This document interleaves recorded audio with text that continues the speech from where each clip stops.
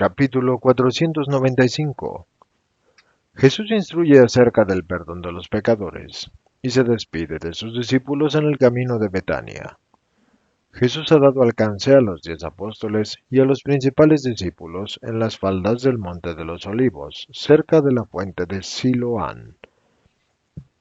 Cuando ellos ven venir a paso expedito a Jesús entre Pedro y Juan, van a su encuentro y se juntan al pie de la fuente. Subimos al camino de Betania, y dejo la ciudad por un tiempo. Yendo, os diré lo que debéis hacer, ordena Jesús.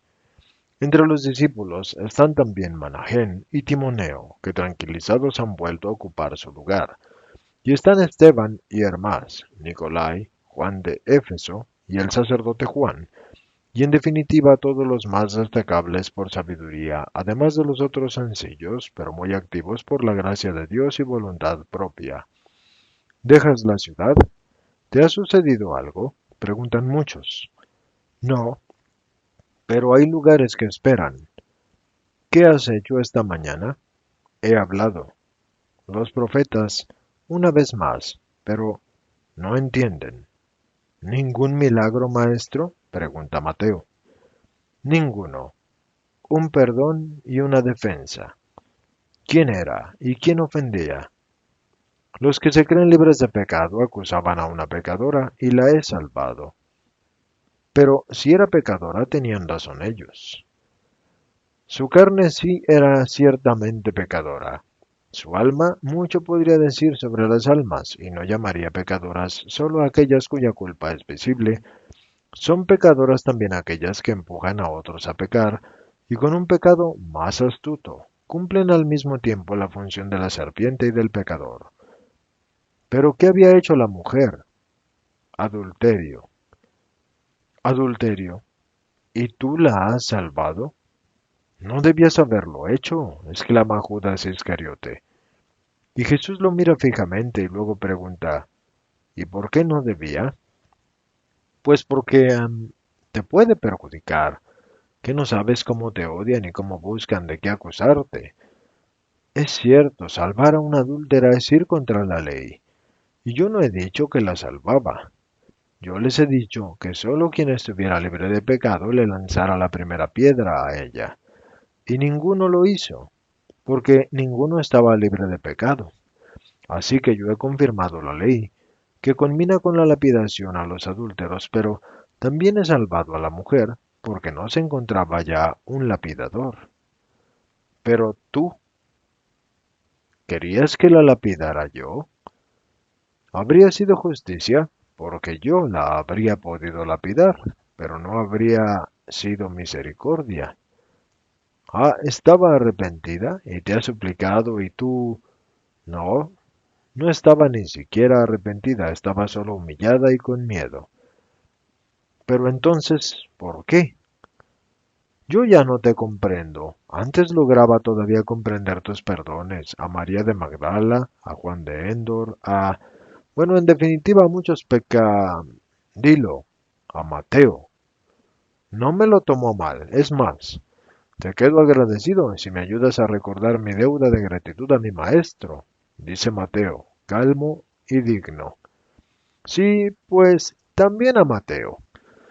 Pero eran personas arrepentidas de su pecado y de su vida licenciosa. Pero esta, yo ya, yo ya no te comprendo y no soy el único que no te comprende. Lo sé, no me entiendes. Y siempre me has comprendido poco. Y no solo tú. Pero eso no cambia mi modo de actuar. El perdón se da a quien lo pide.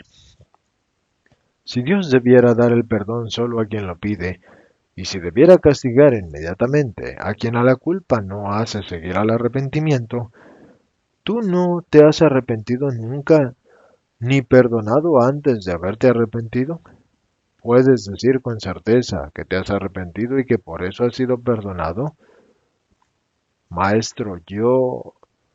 Escúchenme todos, puesto que muchos de entre ustedes consideran que yo he errado y que Judas tiene razón, aquí están Pedro y Juan. Ellos han oído lo que yo le he dicho a la mujer, y se los pueden referir. Yo no he sido un insensato en el perdón, y no he dicho lo que dije a otras almas, a las que yo perdonaba porque estaban completamente arrepentidas. Pero he dado el modo y el tiempo a esa alma para llegar al arrepentimiento y a la santidad, si quiere alcanzar estas cosas. Recuérdenlo, para cuando ustedes sean maestros de las almas. Dos cosas es esencial tener para poder ser verdaderos maestros y dignos de ser maestros. La primera cosa es una vida austera respecto a nosotros mismos, de forma que podamos juzgar, sin las hipocresías de condenar en los otros, lo que a nosotros mismos nos perdonamos. Y la segunda es una paciente misericordia para dar a las almas la forma de sanar y de fortalecerse. No todas las almas se curan instantáneamente de sus heridas, algunas lo hacen por fases sucesivas, y a veces lentas, y con el riesgo de recaídas. Alejarlas, condenarlas, atemorizarlas, no es un arte de médico espiritual. Si ustedes las alejan de ustedes, van a volver, resurtiendo a arrojarse a los brazos de los falsos amigos y maestros. Abran sus brazos y sus corazones siempre a las pobres almas que sienten en ustedes un verdadero y santo confidente, sobre cuyas rodillas no se avergüencen de llorar. Si ustedes las condenan y las privan de las ayudas espirituales, cada vez las hieren más. Son enfermas y son débiles, y si les infunden el temor en ustedes y en Dios, ¿cómo van a poder alzar los ojos a ustedes y a Dios? El hombre encuentra como primer juez al hombre, y sólo el ser que vive espiritualmente sabe encontrar primero a Dios. Pero la criatura que ha llegado ya a vivir espiritualmente no cae en una culpa grave. Su parte humana puede todavía tener debilidades, pero el espíritu fuerte vela, y las debilidades no pasan a ser culpas graves. Mientras que el que todavía es mucha carne y sangre, peca y encuentra al hombre. Ahora bien, si el hombre, que le debe indicar a Dios y formar el espíritu, le infunde miedo, ¿cómo podrá el culpable abandonarse en él? ¿Y cómo puede decir me humillo? Porque creo que Dios es bueno y que me perdona. Si ve que uno que es como él no es bueno. Ustedes deben ser el término del parangón y la medida de lo que es Dios, de la misma forma que una moneda pequeñísima es la parte que hace comprender la riqueza de un talento. Pero si ustedes, pequeños, que son una parte del infinito y lo representan, son crueles con las almas, ¿qué creerán ellas entonces que es Dios? ¿Qué dureza intransigente pensarán que tiene Él? Judas, tú, que juzgas con severidad, si en este momento yo te dijera, te denunciaré ante el Sanedrín porque practicas mágicas, Señor, no lo harás. Sería, tú sabes que eso, sé y no sé. Pero como puedes ver, inmediatamente me invocas piedad para ti. Y sabes que no serías condenado por ellos, porque, ¿qué quieres decir, maestro? ¿Y por qué dices esto?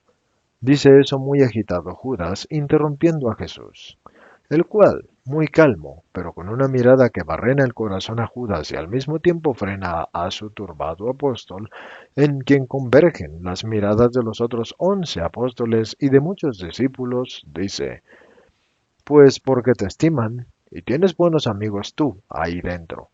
Tú lo has dicho varias veces. Y Judas suelta un suspiro de alivio y se seca el sudor, un sudor extraño en este día frío y ventoso. Y dice, es verdad, viejos amigos, pero no creo que si pecara, ¿y entonces pides piedad? Ciertamente, soy todavía imperfecto y quiero llegar a ser perfecto. Tú lo has dicho, pues también aquella criatura es muy imperfecta, y yo le he dado tiempo para ser buena, si quiere. Y Judas deja de rebatir. Y están ya en el camino que va a Betania, lejos ya de Jerusalén, y Jesús se detiene y dice, ¿y ustedes que han entregado a los pobres yo lo que se he dado?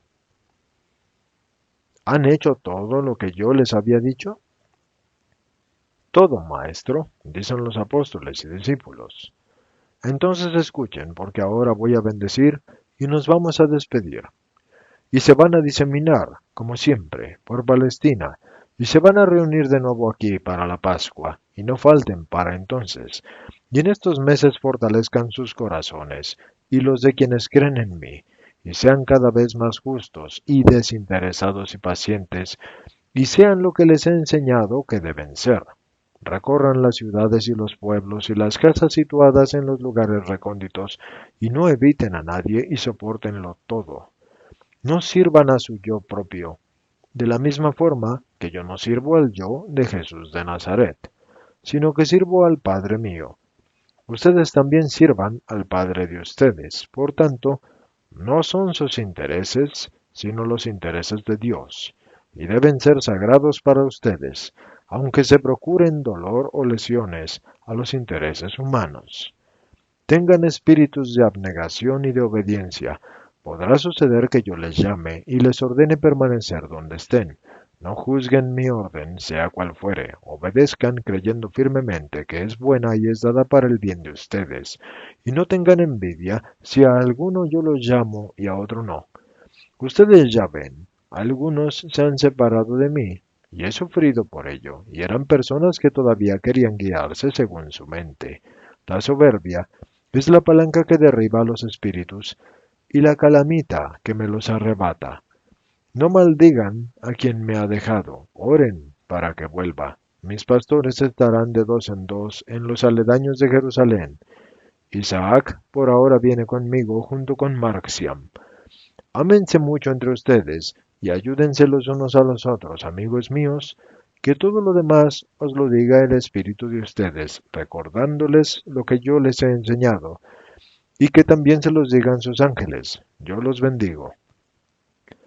Y todos se arrodillan mientras que Jesús pronuncia la bendición mosaica, y luego se juntan para saludarlo, y en fin se separan de él, que con los 12, Isaac y Marxiam, prosiguen por el camino de Betania. Ahora nos detendremos el tiempo necesario para saludar a Lázaro y luego continuaremos hacia el Jordán. ¿Vamos a Jericó? Pregunta interesado Judas de Keriot. No, vamos a Betabara. Pero la noche. No faltan casas, ni tampoco pueblos de aquí al río. Y ya ninguno habla, y aparte del frufru de los olivos y el rumor de las pisaduras, ya no se oye ningún otro ruido.